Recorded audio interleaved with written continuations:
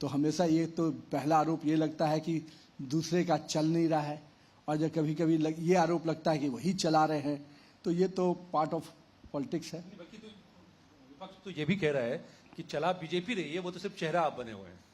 कभी कभी ये भी कहा जाता है कि बीजेपी एक समय ऐसा भी था कि लोग कहते थे कि बीजेपी की चलती नहीं है, तो अब तो बोलने वाले तो नहीं थी उस टाइप के नितिन बाबू, ये तो मुझे पता है। नहीं चलती तो नहीं थी, चलती थी तो सिर्फ नीतीश जी की चलती थी और चला रहे थे, तभी तो कंफर्ट में दोनों काम कर पा रहे हैं।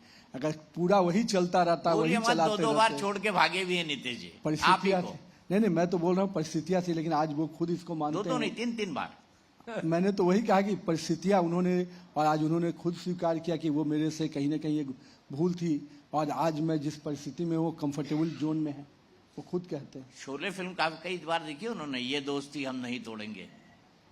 देखिए, जो बिहार के विकास के साथ जुड़ा हुआ है वो निश्चित रूप से उससे बहुत कंप्रोमाइज नहीं कर पाता है। कई बार इश्यूज, कई बार लोकल इन्वायरमेंट, लोकल माहौल दबाव बना सकते हैं, लेकिन जो मेन ध्येय है उससे बहुत आदमी डिफ्लेक्ट नहीं हो सकता है। और मेरा ये मानना है कि बीजेपी जेडीयू कॉम्बिनेशन निश्चित रूप से एक व्यवहारिक कॉम्बिनेशन है, जिसमें दोनों लोग कंफर्ट रूप से डेवलपमेंट को आगे बढ़ा पाते हैं।